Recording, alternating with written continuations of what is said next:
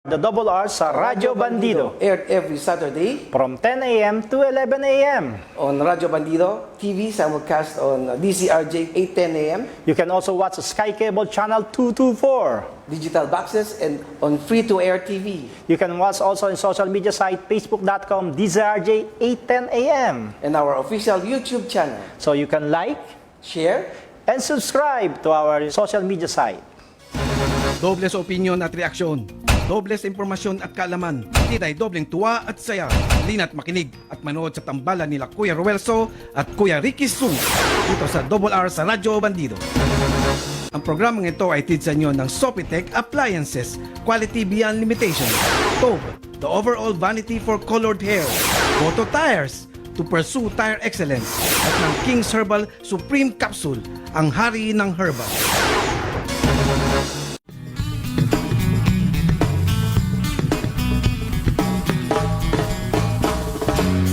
Ako po'y karaniwang tao lamang.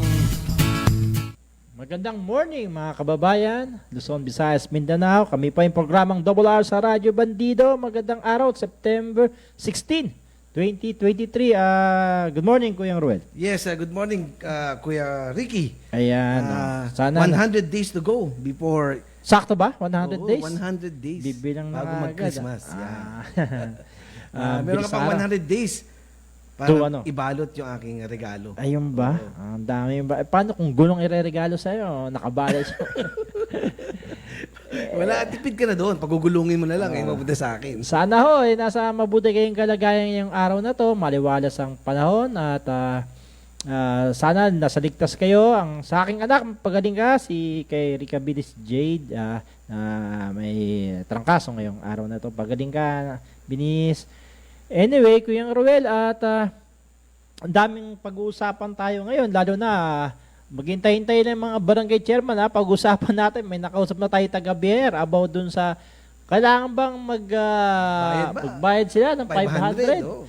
Ang magkano ba ang kwento mo ron, Kuya Ruel? 1.4 million mahigit ang kandidato sa 500 na sisigilin ng Sabihin BIR. na natin, 1.4 million na times 500. Nasa 700 million yun. Aba, ang laki ng kita, isang baksakan lang, yan ho, kasi maraming nalilito doon sa usapin na, mamaya pag-uusapan natin yan. Maraming nakaabang dyan sa atin, mga barangay candidates, lalo na dyan sa lungsod ng Maynila at iba pa. Kasi pinatutupad daw yan yung sinasabing may form na babayaran ang bawat kandidato dahil magsasabit sila ng ng mga COC nila, parang ganun? Hindi, ng mga gastusin nila. Hindi pa yung naman gagastusin nagsisimula. nila for Kasi campaigning. nalilito sila doon, 'di ba? Ang kumakalat sa mga social media na wala naman daw ng mga previous election na ganyan ang pinatutupad. So Pero alam ko parang dati, parang Ricky, meron silang binabayaran, di ba? meron sila, pero after post-election na yun, tapos na. Nakalagay doon, 30 days o 10 days after the election, magpahid ka ng mga sose mo. Yung statement of expenditures. Oo. Contribution ng expenditures mo. Pag hindi mo na-spend, hindi mo nagamit, may nag-contribute sa'yo ng 10 million. Papasok na siya sa income. So sa may income. buwis na yun, income tax na yun. Basta i-declare mo na hindi mo nagamit, babayaran mo. Kunwari, let's say, sa'yo na yun may 10 million na nag-donate sa'yo. Ay, naalala mo ba 5 million. si Mayor Isko Moreno, tumakbong presidente? Nakapagsubi pa ng 50 million, natalo na, kumita pa, di ba? 50 million. So, itatax niya doon. Dineclare naman niya na bayad daw. Binayaran niya yung income tax noon. Kita na kasi yun. At paliwanag, medyo magulo yun. Di ba meron pang binabayaran doc stamp? documentary stamp, 35 pesos yata. Kung 1.4, di nasa almost Magkano yan? 42 million. 40 something million yun. Aba, ang galing mo talaga magkwenta ko yung Roy. Basta perahan na. Basta perahan eh. Marami pa tayo mag-usapan. Pero ang ating tanong, poll question natin. Yes. Di ba?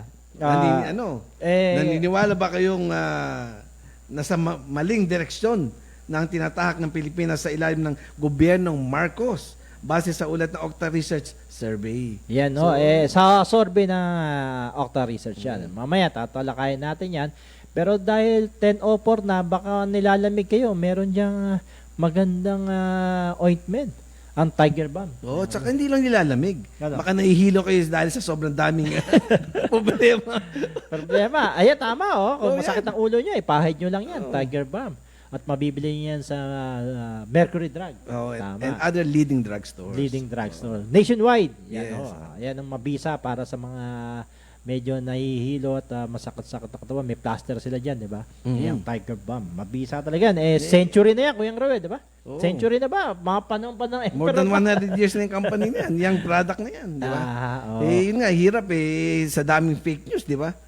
Oh, Pero yung poll question natin, siyempre hatid sa inyo ng Boto Tires. Oo. Oo, ayan, Boto Tires.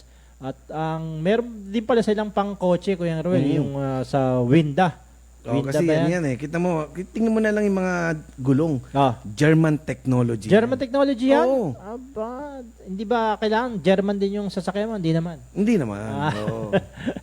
Yung mga OD ba Exclusively German? distributed by By? ATC Merchandising Corporation. Saan ba ang warehouse nila? Sa San Simon. Kasi siyempre sa laki ng mga gulong, Oo nga. kailangan mo malaking warehouse. Malaki rin warehouse.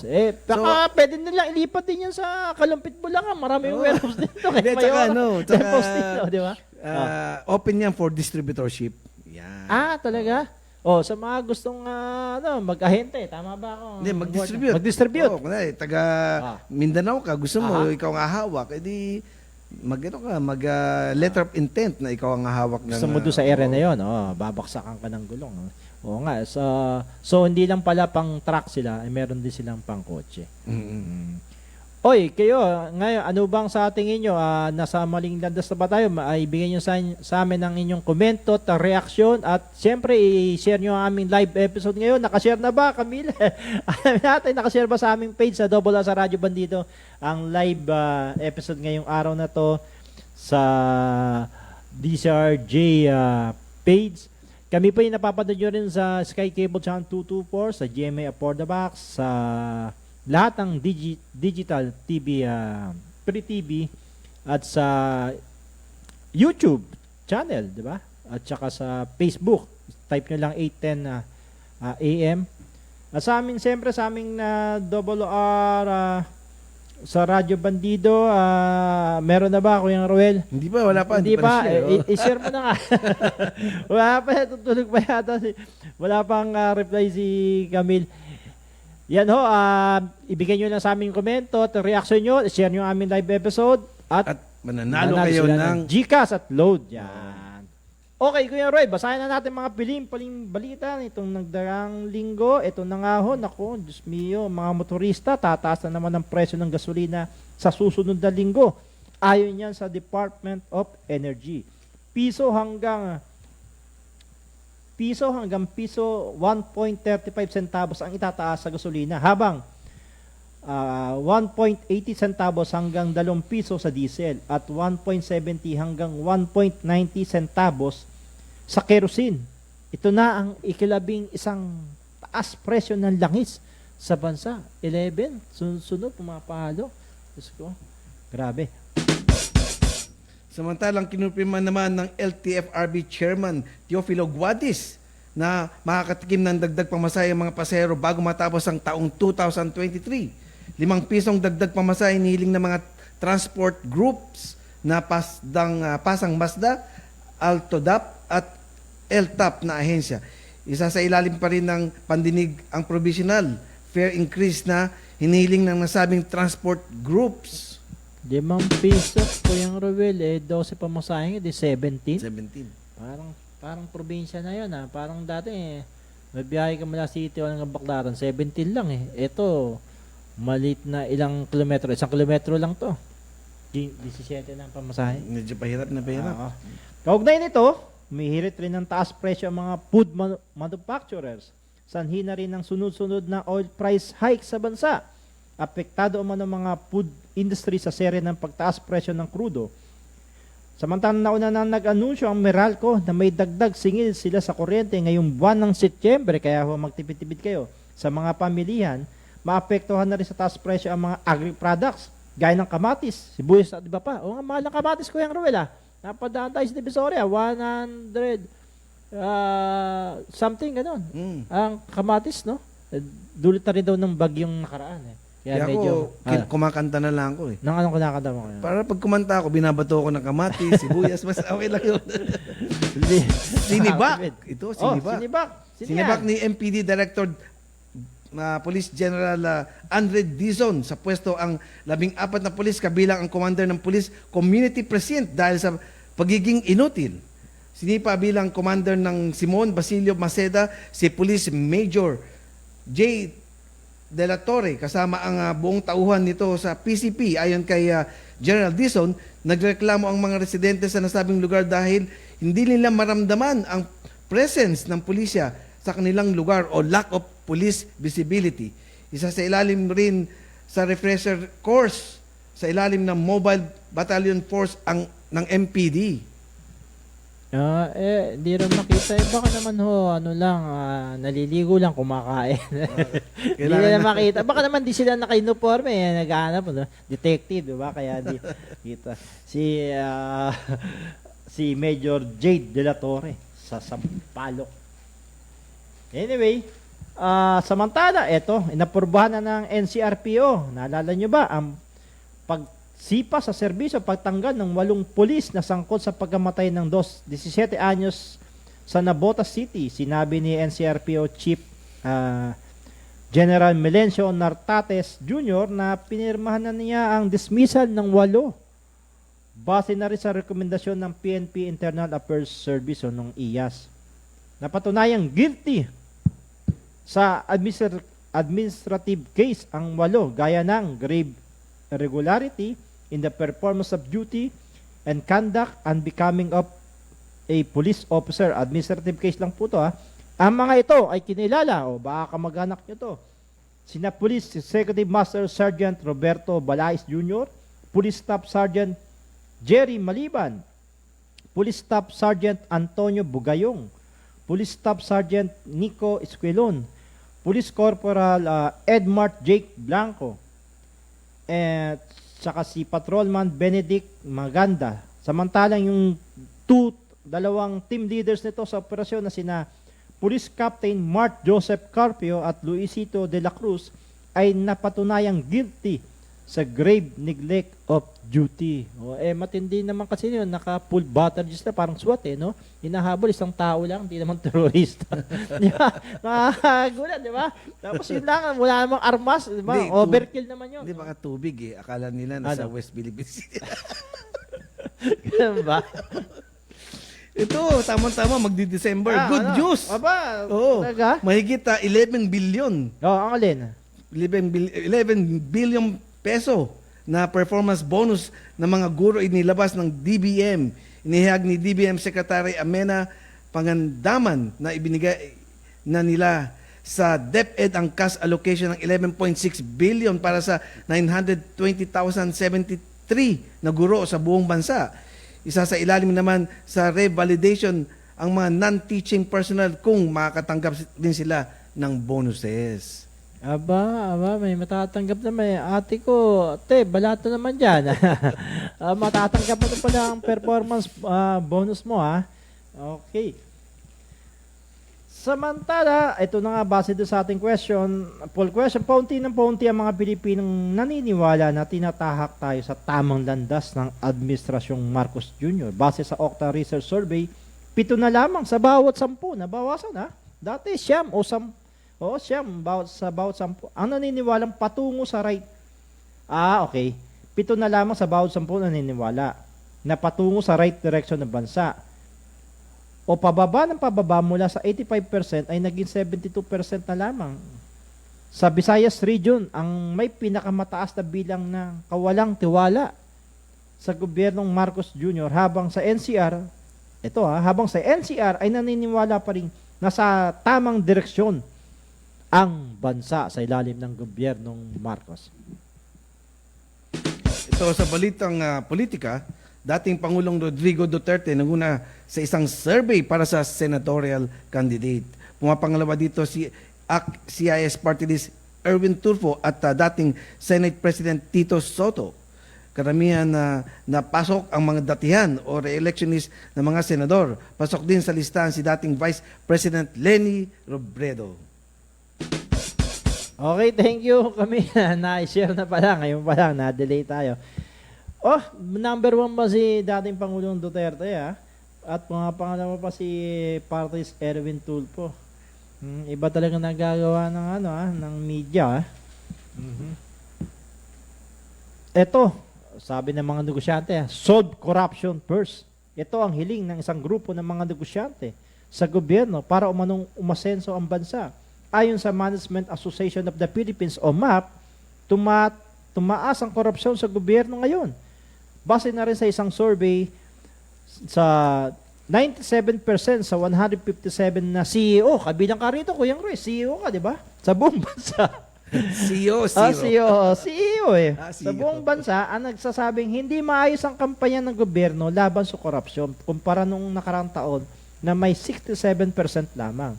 Nananawagan si PwC Philippines Deals and Corporate Finance Managing Partner Mary Jade de Binagracia kay Pangulong Bongbong Marcos Jr. na isama sa kanyang focus agenda ang paglaban sa korupsyon at gumawa ng pulisiya para masugpo ito.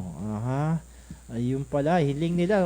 Siyempre, pag may corruption, di ba, kung may negosyo ka, talagang dalawa lang pupuntahan mo. Kikita ka o mababangkarote ka. Dahil sa kakalagay. Lagay ka ng lagay dito, lagay ng doon. Intelligence fund. Matalino talaga ang pan, intelligence pan. Anyway, ang balitang ito ay hatid sa inyo ng Nagformula ako ng capsule. Pero effective po ng King's Herbal Plus Premium. At ito, iisa. Kung anong bisa ng liquid, siya rin bisa ng capsule. Sa King's Herbal Capsule, may laban na tayo. Yan Yan, pala. Available sa Mercury Drug. Ayan, Kuya Ruel, may kumakalat dyan na peking product. Actually, yun nga ang mahirap dito eh. Sige. Pag ikaw ang urig, yan nakita mo yung picture, di ba? Nakakahon, naka-blister. Yung peke, kinuha niya yung video. Kinuha lang niya yung video. Tapos pinupost niya. Lahat ng papeles CPR, wala siya. Di ba? Wala siya. Basta maraming violation. Tsaka walang King's Herbal Supreme Capsule nasa soft gel. Walang ganun. Walang ganun. Tayo lang. Kita mo, available nga tayo sa Mercury. Kaya nga may nagtatanong kayo ata fake sabi. Pwede ba, di bumili ka sa Mercury, tingnan mo kung sino yung fake. Bawal ang fake sa Mercury. Bawal yung fake. Diba? Tsaka very legit ang pagka nasa Mercury Drug. Alam mo, kaya nga, di ba, ako talaga bumibili ako dyan Kasi, kampante ako kahit anong bilhin. Urig at saka walang fake dyan. Sabi nga nila, nakakasiguro, gamot ay laging bago. Hindi lang bago. Hindi lang original. Laging bago. Ayun. So, yan kasi kumakalat yan sa social media, Kuya Ruel, di ba, na may product na ganito at maraming naloloko, lalo na sa mga probinsya. Kawawa. Dapat wala hong ganun na soft gel. Walang soft gel. At tanging kinikilala lang ay yung King's Herbal Supreme Capsule. Nag-iisang capsule ng King's Herbal. Tama ba kami, Tita Carmen? Tama ba kami? Ma'am Irene. Ayan, yan lang tsaka bumili kayo sa mga talagang drugstore. Hindi sa kung kanin-kaninong tao-tao lang. At tsaka yung nakita ko sa social media, Kuya Ruel, wala yatang opisina yun Parang yung mga nabibilan man nag-online na online, walang opisina pag bibili ka. Tsaka nakakatakot. Pay first. Baka anong ingredients meron yun, yun nga, mamaya nakakasira sa katawan. Kaya mag-ingat po, huwag kayo masyadong maniniwala sa mga social media na may, di ba, sila walang papeles. Tama. Tsaka kung bibili kayo, dapat kaya yung mga galing sa R-Cubes Distribution. Hindi, tsaka tingnan mo, pagka sa yung King's Herbal Supreme Capsule Original, sinasabi lahat ng mga ingredients nakalagay, di ba? Sila hindi, wala sila masabi. Basta lang kukunin lang yung video mo, sasabihin na minsan meron pa nga silang endorser ng mga sikat Sikat, Di ba? Kaya mag-ingat at nagbabala rin dyan ng Senado tungkol dyan na kasuhan yung mga gumagamit ng even si Dr. Willie Ong, isa lang daw ang yung pangalan, video niya, isang produkto lang daw ang kinikilala niya. Kaya mag-ingat po kayo. Akala ko meron na tayong yung sa registered na SIM card, di ba? Para ma-detect. Oo. Siguro ma-detect yan, Kuya Ruel. Kasi nga, yung pala pag tumawag ka, o yung mga ano dyan, di ba? Pag tumawag na wala sa, phone list mo, malalaman mo rin pala na encounter mo na ba yun, Kuya Ruel? Kung Hindi. naka-register na. Kunyari, may tumawag sa akin, lalabas kung sino yun na, kahit hindi ko wala sa phone list ko. Ganun ba? Oo, kaya mahirap naman loko kaya. Kuya Ruel. At least ngayon, alam ko na. Kasi, Alam mo na, ah? Oo. Oo. Hindi ko sasagutin kasi minsan sinasagot ako tapos babae pala tumatawag, bawal sa akin yan. Ay, ganun ba Oo. yun? Bawal na bawal. O kaya ba yan? pagka babae, pa nga ng babae hindi ko kilala, nire-reject ko. Ayun Anyway, nako, nagtataasan ng mga presyo ng bilihin ngayon, Kuya Ruel. Nag-import na nga tayo. Tayo palang tinalo pa raw natin ng China sa pag-import 3.8 tayo. Ang China 3.2 Pero mas marami billion sila. tonelada. Pero marami sila. Tayo sa buong Times mundo raw. Di ba, kala ko ba agricultural country tayo na tayo ang di ba, kinukuha ng dati ng bigas. Tayo rin nagtuturo. Paano Oo, nagtuturo. Ba, nangyari ganun? Tanong kaya natin kay Madam Cynthia Villar. Camellia dong, Camellia Road. Kaya nga, di ba? Nagtataka na ito yung kamatis nga lang at iba pang agri-products ngayon binarita natin pati umihirit na rin tong mga mga food manufacturer nako saan na nga ba talaga tayo patungo nito? Siyempre mga food Tataasan? manufacturer, lahat din magtataasan kasi mga supplies. Tataas din kasi siyempre mataas ang gasolina, dideliver sa kanila. So yan, chain reaction na yan. So yun medyo kumbaga tipid-tipid ka. Meron yung isang kilala mo ba si Chito Miranda, Kuya Roy, yung sa parokya ni Edgar? Di ba yung asawa nun, may sa challenge siya, 1,000 a week plan, challenge. So, yung 1,000 na yon budget niya.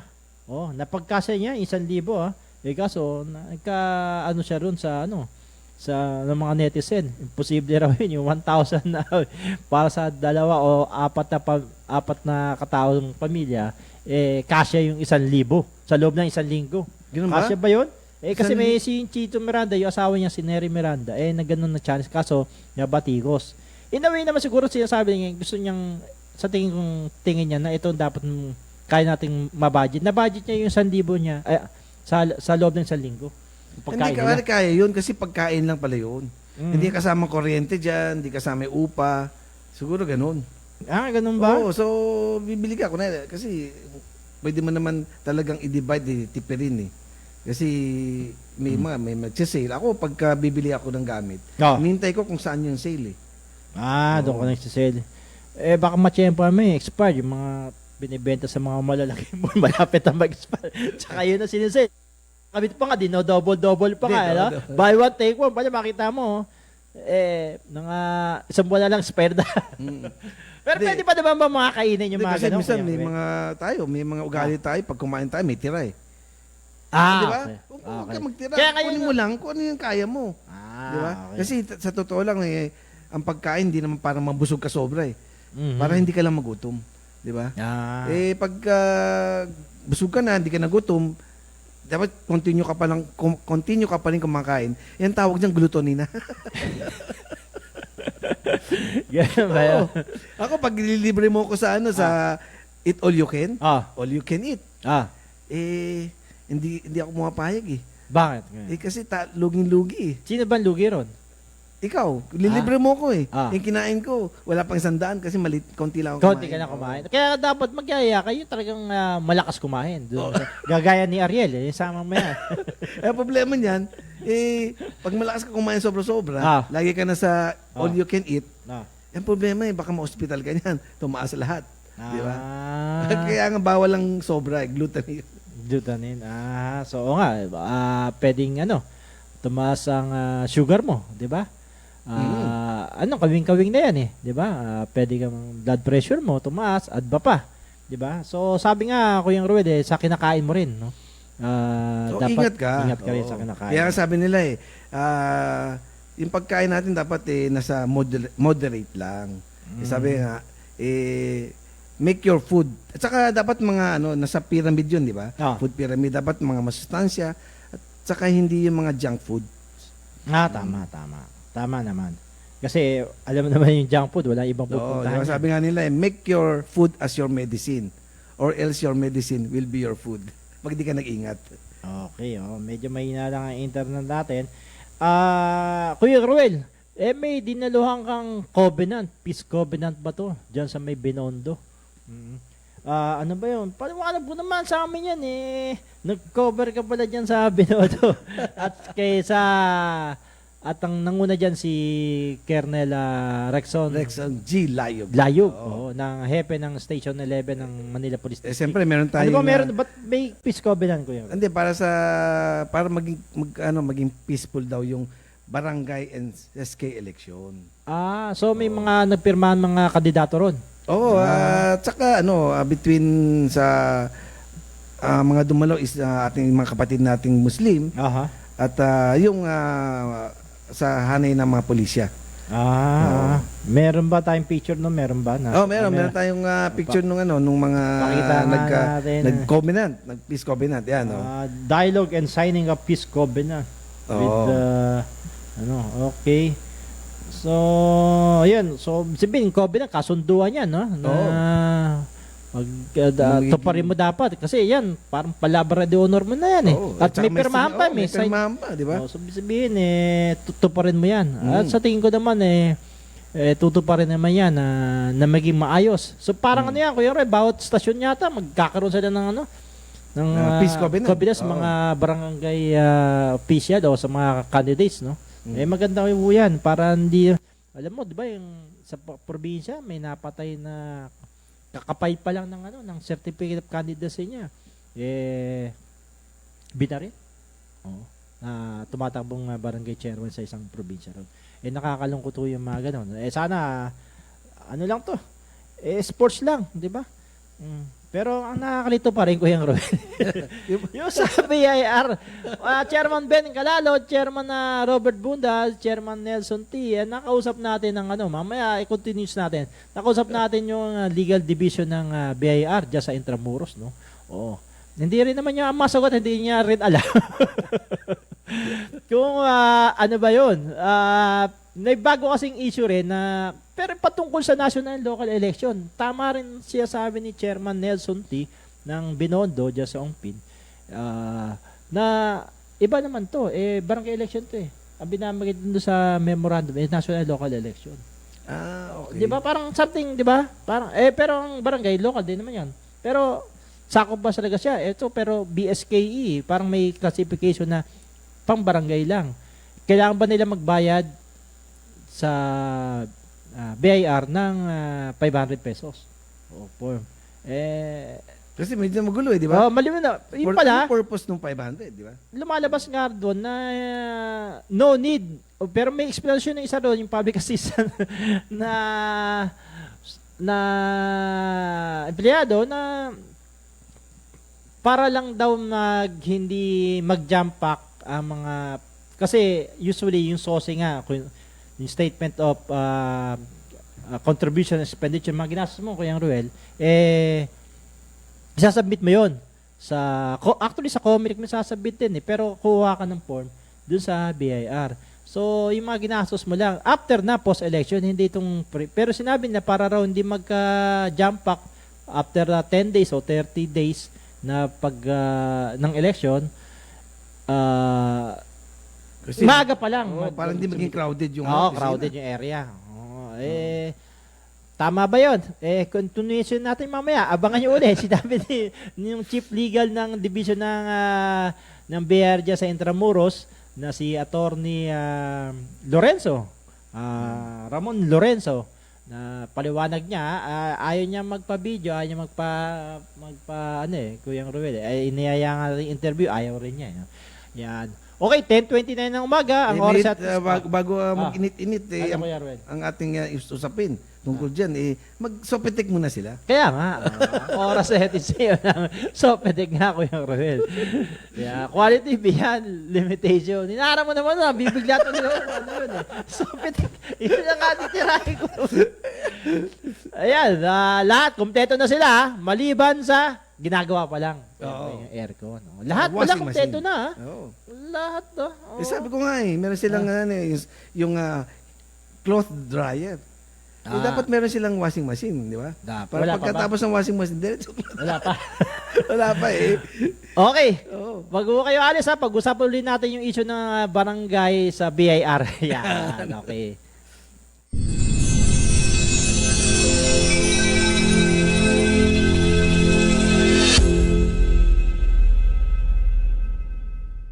Ako si Mark Lopez and my program is Pugad Vloggers, aired every Monday to Friday from 7 to 8 p.m.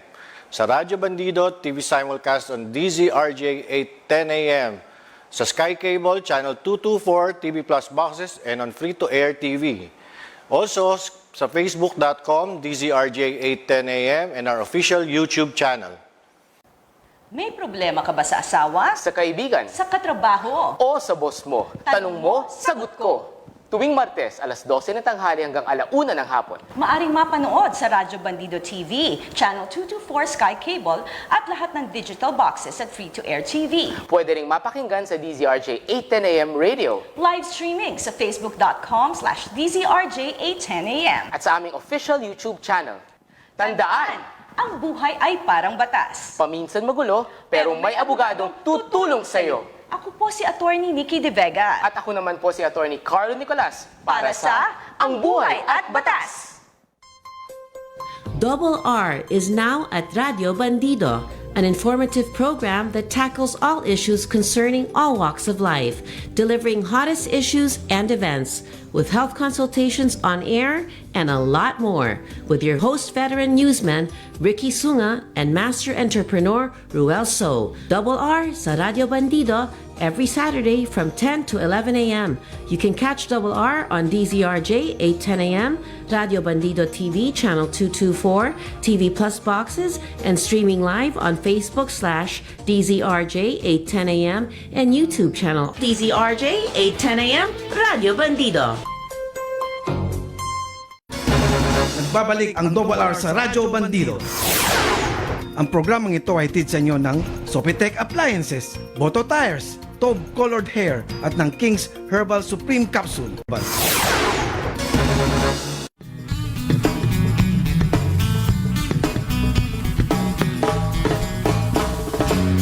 Ako po'y karaniwang tao lamang.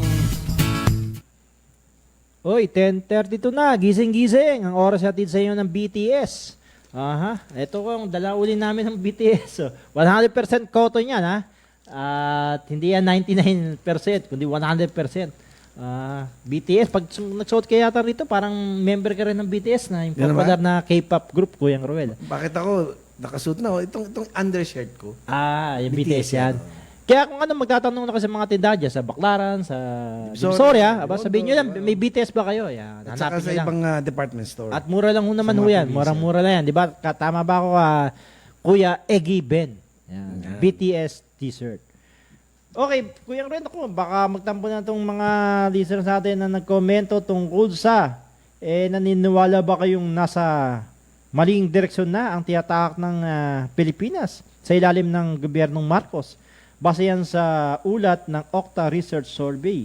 Yan sabi ni Gamaliel Cabangon, hindi, unti-unti nang inaayos ang problema ng bansa. Unti-unti, Si Frederick Franco, sa naranasan natin ngayon, hindi makalala na nasa maling direksyon ang kanyang pamamahala. Si Janet C, para sa akin, mali nga. Dami nga nagsisisi. Ba't binoto pa si Marcos? Mas okay pa ang pamumuno ni Digong noon. Si Ray Calapando, sabi sa ngayon, hindi pa natin masabi kung tama o mali. Hindi naman kasi overnight lang. Ray, magdadalawang taon na. Si Nixon Tang, sa amin, hindi naman sa maling landas kung lahat ay nagtutulong-tulong at di haluan ng politics. Yun ang sa tingin niya. Si Imelda Chua, di naman. Sa daming problema na naranasan sa bansa natin, nasa tamang direksyon under Pangulong Bongbong. Hahanap siya ng pamamaraan na maganawan. Ang mahirap, umasa tayo sa isang tao. Dapat lahat, collaboration. No? Umasa lang tayo, pag yan, aahon sa kahirapan, hindi ho dun. Samantalang si Le, sabi niya, hindi naman po, nasa tamang direksyon pa tayo, sunod na talaga ang problema na kinakaharap. Sino ba gumagawa ng problema? Kuya Red. Si Admarin, sabi niya, hindi naman agad-agad maayos. Gusto nila, hindi raw, siguro mga 6 years na. Si Rex Samson, naniwala akong mali. Sabi niya, ang landas na tinatahak ng administrasyon ngayon. Dahil sa maling desisyon ng namumuno dito sa Pilipinas. Si J.A., sabi niya, hindi naman daw. Si Jason, hindi naman. Maraming hindi kulang talaga kaya nahihirapan si BBM. Nahihirapan si BBM pala. Si Lara, hindi po ako naniwala sa maling direksyon na tinatahak ng Pilipinas. Sadyang mabagal talaga ang pag-usad. Ang hirap kasi talamak ang korupsyon, hindi masubusog po. Okay, si Ann, hindi nasa tamang direksyon pa rin ng mga Pilipino sa ilalim na pamumuno ni PBBM. Si Marlon Monteral, para sa akin nasa tamang direksyon.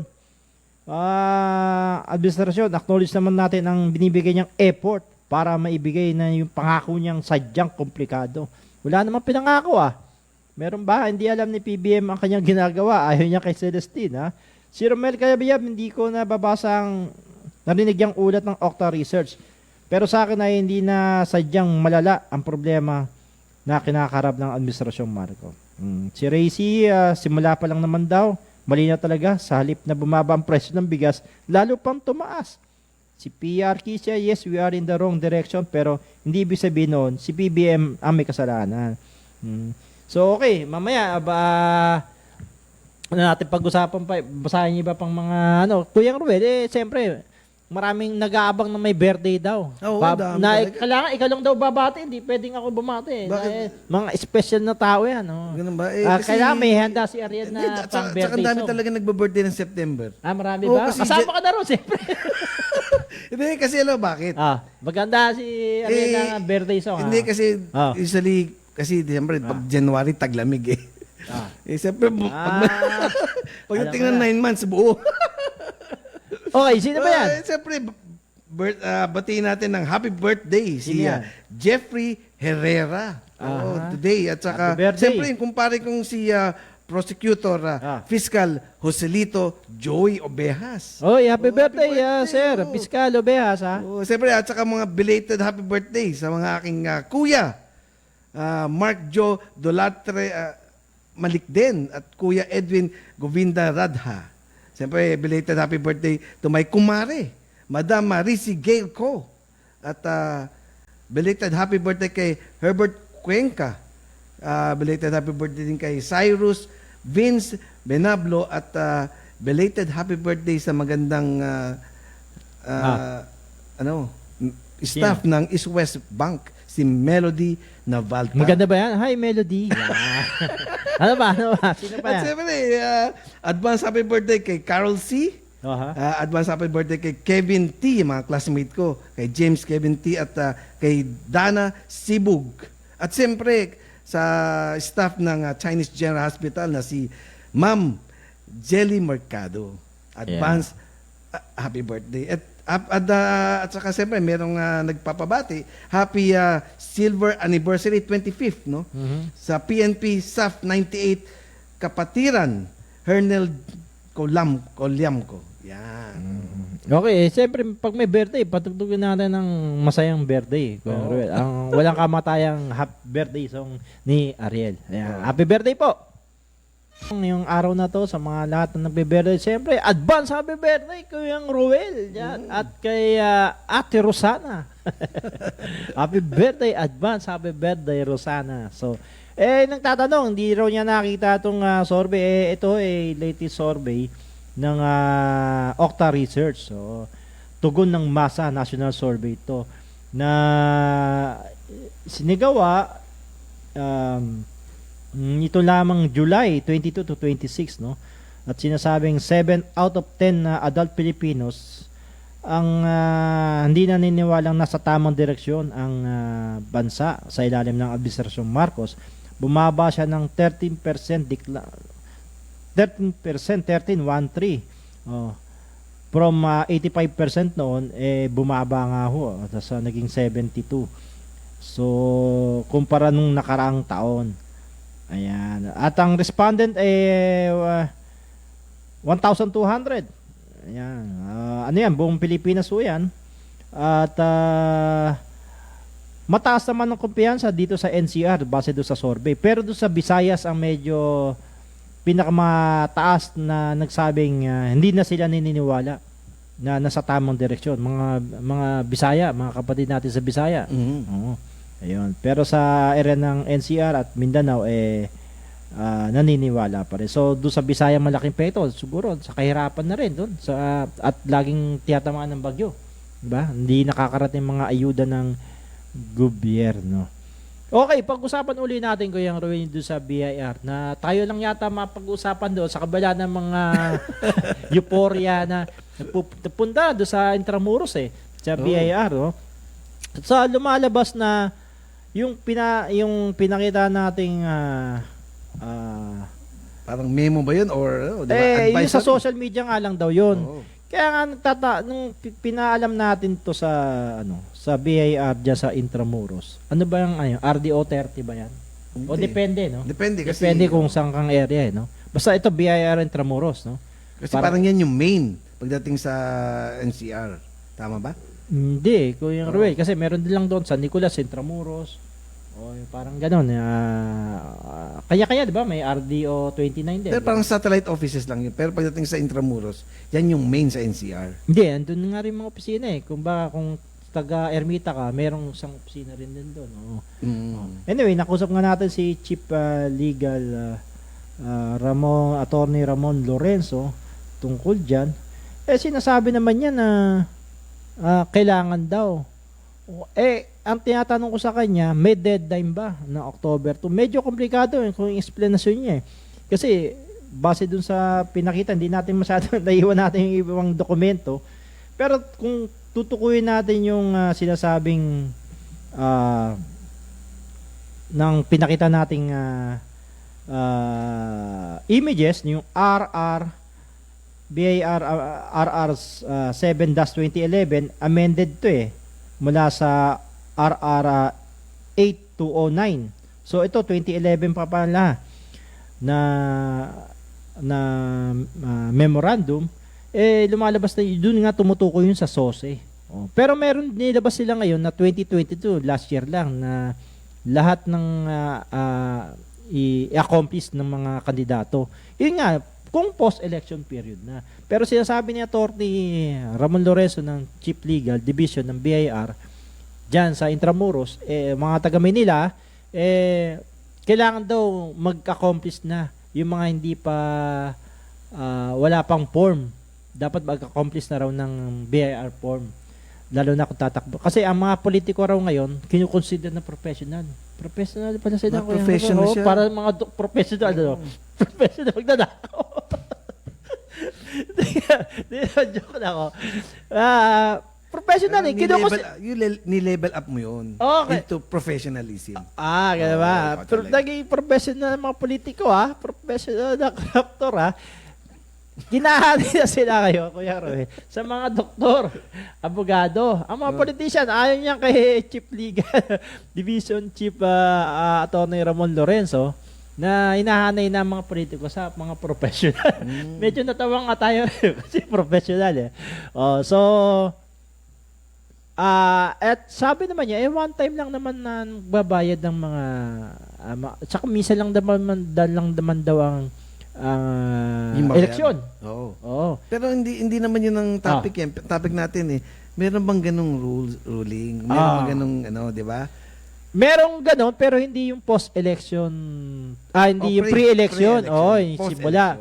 At saka nakakalito yung pinapakita nila mga form na medyo may requirements. Tama yung requirements. Tama rin na may babayaran. Pero nagtataka yung nakaraan daw parang doble pa kasi pagka nag-file ka ng COC, may documentary stamp din Mula sa BIR, di ba? Parang magdodoble para ko do. Kaya nga ang kwenta mo, Kuya Roy, magaling ka sa matalaga pa sa pagkakaperaan. 1.4 million megit ng kandidato. Kasi Time is 500. 700 million. Ano oh.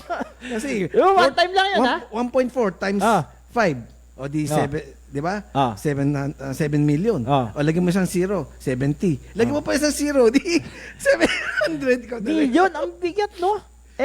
May kinukonsidera nga na, eto kasi nga marami, may nagbayad may nag-accomplish ng form.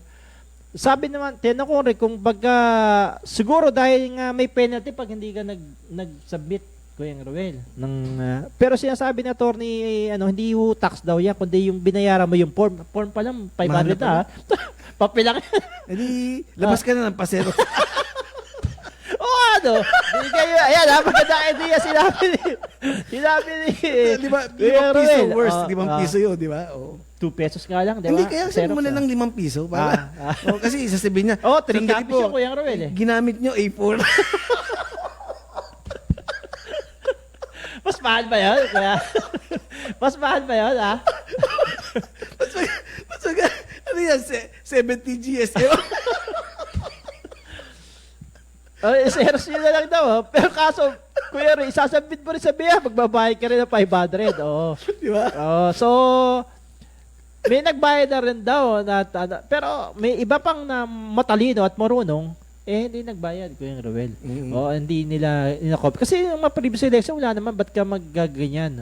Hindi natin isang nadalang dokumento na latest nga yung 2022 na sinasabi, explain pa rin ito. Pero tama siya sabi ng isang barangay chairman dyan, si Nelson T. Songpin, BSA kito, barangay, Sangguniang Kabataan election. Hindi to national and local election. Kasi yung form nakalagay doon, national and local. Dapat mag-classify din sila for the BSKE. Tama, di ba? Oo. So, 500 nga, babayaran mo. Parang nagdoble nga kasi nag-file sila ng may documentary stamp din. 35 pesos. 35 pesos, sabi mo sa 1.4 million, mga something 42 million. Mga 40 plus. Ang daming pera. May isang issue siya sabi rito. Kasi nga, nagkakalituhan, nagmamadali, may deadline daw. Ang sabi naman ni Attorney Ramon Lorenzo, sabi ko, may penalty ho ba dyan? Pag ano ba talaga, October 2, may deadline kasi September 2 ang last filing of candidacy. Ayan, di ba, mga kabarangay. Kung 30 days, kasi nakalagay doon, upon filing of candidacy, 30 days upon filing of candidacy. So, papalo siya ng October 2, yun ang deadline. Diba? Pag, ayun ba tamang deadline? Hindi rin naman masagot nito ni Ramon Lorenzo. Sabi niya, possibly kasi nga kung quarterly lang daw, etc., medyo komplikado. Dapat October 15. Pero nakalagay doon sa sinasabi na October 2. Kaya nagkakalito, wala hong ganun na mismong sila rin naman nagde-deny. Pero raw yun, necessary o kailangan na mag-file ka rin. Parang requirement. Requirement sa BIR. Pero wala naman silang memo na ganun na talaga na in 30 days mag-accomplish ka na. Pero may penalty Kuya Roy pag hindi ka nasabit. Hindi naman sinasabing buong etong period of time na to. Pwedeng basta malaman nila na hindi ka nagsabit, susulatan ka ng BIR. Ngayon may penalty mo yung from 500 to 1,000. O kaya siguro may nagbabadali na magbayad kaysa 1,000. Kasi magiging penalty. doble. Nagiging doble. Ayun yung issue lang doon. Pero maki-question pa rin siya, pinahihinto ngayon ng Kuya Ruel, ng latest na tanggap natin, pinahihinto ng DIG at ng COMEC din sa Maynila na yung ganong sistema pa sa mag-accomplish sila sa BIR. Pero wala silang maliwanag ang BIR, lalo na dyan sa BIR Intramuros, na talagang ngayon ba sila dapat mag-file o post-election period after na election. Natural yun, kahit yung mga national, mga local candidates, yung presidente, yung mga tumakbo senador o congressman, nagpapile sila ng SOSE. So, matalo may ka. kasalanan, pare. Di sila. Hindi, yung nagpakalat din sa social media. Kasi napapaniwala sila. Kaya nga nag-post tayo sa ating page sa RR sa Radyo Bandido na may consider na fake news yun kasi wala namang official na. Tsaka ang gulo nung nakalagay doon, 2011. Tapos yun pala yung pahanapin mo yung batas na yun, SOSE lang pala yun, SOSE. Nag-accomplish mo yun after the election. Ang election ng barangay October 30. So after the election mo siya accomplish. So medyo naguluhan sila at maraming atubili na mag-file at may nagbayad. Meron hindi man nagbayad, pero sabi nga ni Attorney Ramon Lorenzo, kapag hindi ka nag-submit ng mga nagastos o mga donor mo, susulatan ka nila at may penalty. Wala namang kulong. Ayan, mga chairman, wala naman daw kulong. Huli ka pero di kulong. Yun. So, nakagutom pala tong ating Ba dapat mag-omas kay chicken tayo? dapat mag-omas kay chicken na lang tayo. Di ba? Pwede lang mag-franchise. Pwede na mag-franchise. Baka nagugutom na si Ariel. Di pa na ipaplas yun.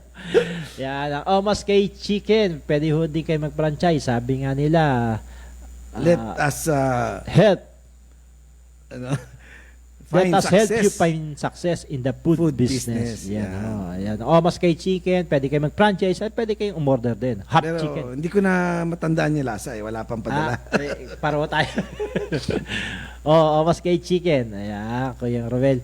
Sa live, ano bang sa live yung mga, baka may nagpapaano sa atin dyan, Kuya Ruel, sa live.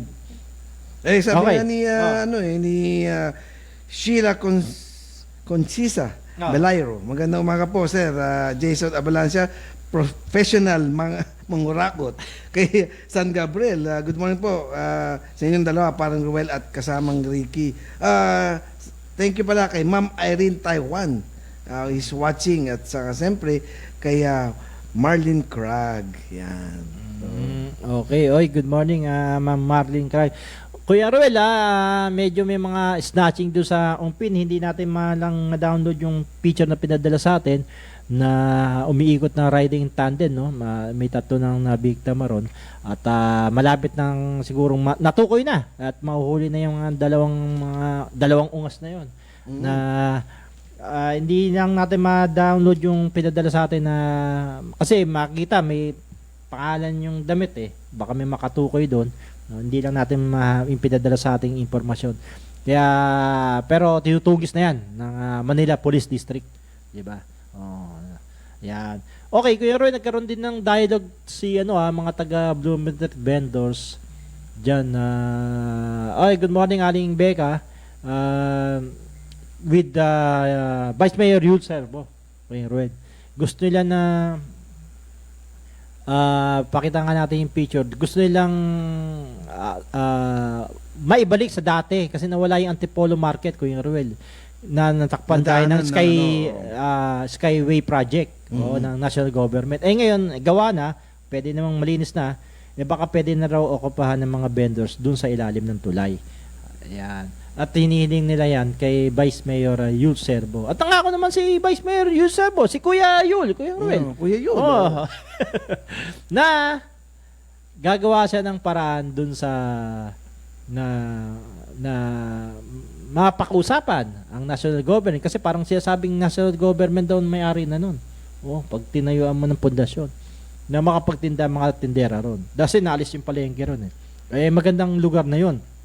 Kesa naman magpatintero, manghuli-huli mga DPS o hawkers diyan, yun, kikita pang gobyerno, kolektahan nila ng ng hawkers fee o anumang diyan na fees o charges sa mga vendors. Ang magbabayad naman yan So, kita pa ang government. Kesa naman yung illegal pa sila sa iba pa mapupunta yung pera, di ba?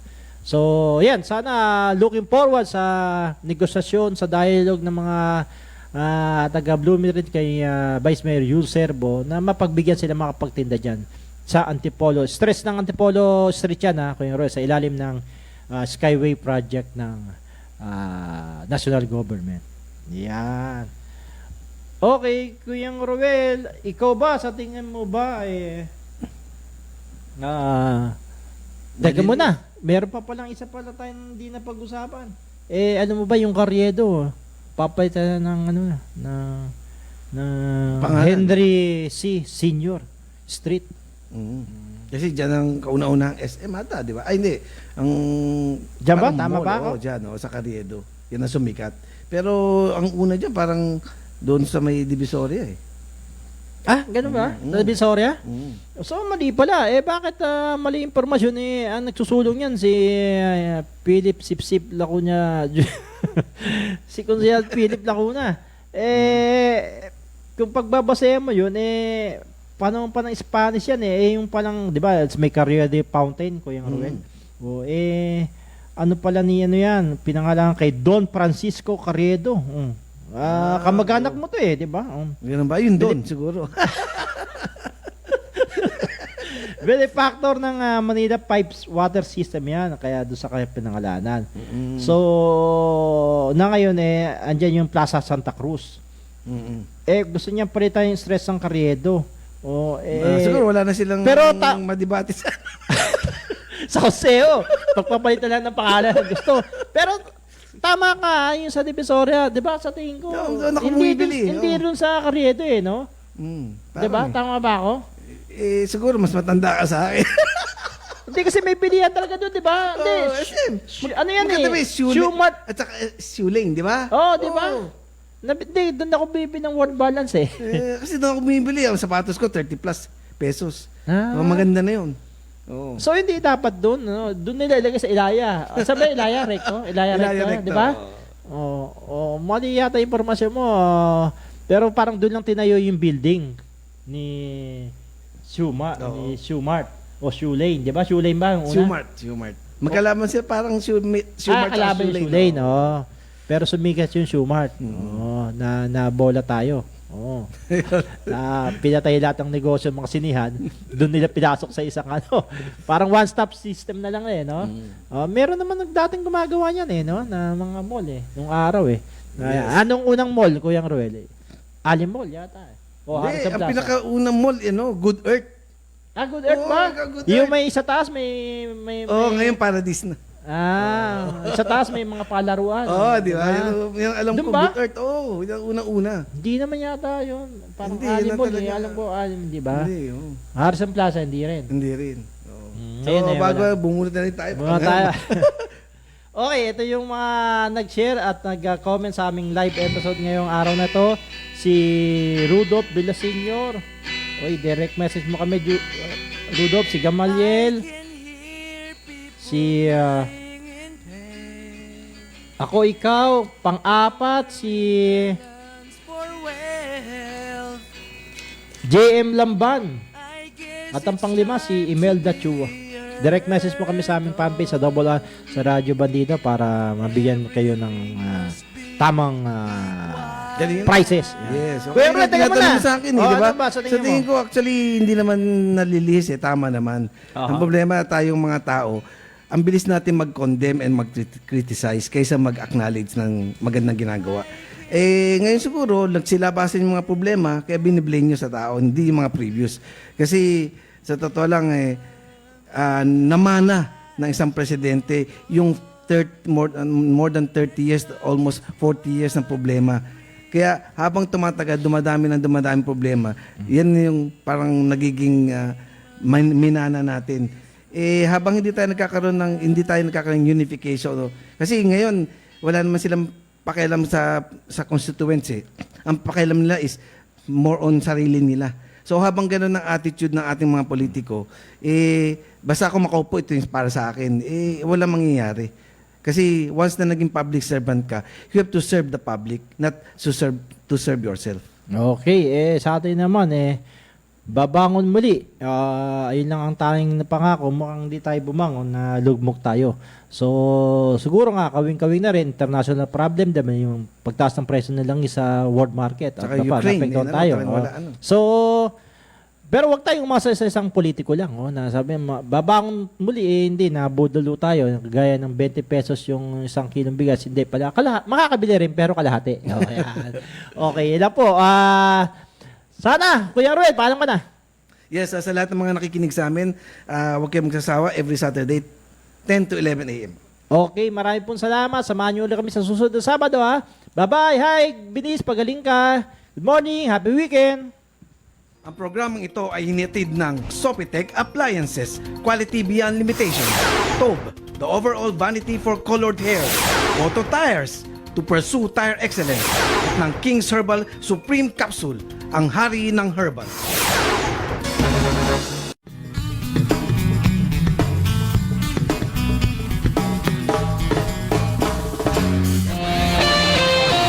The views and comments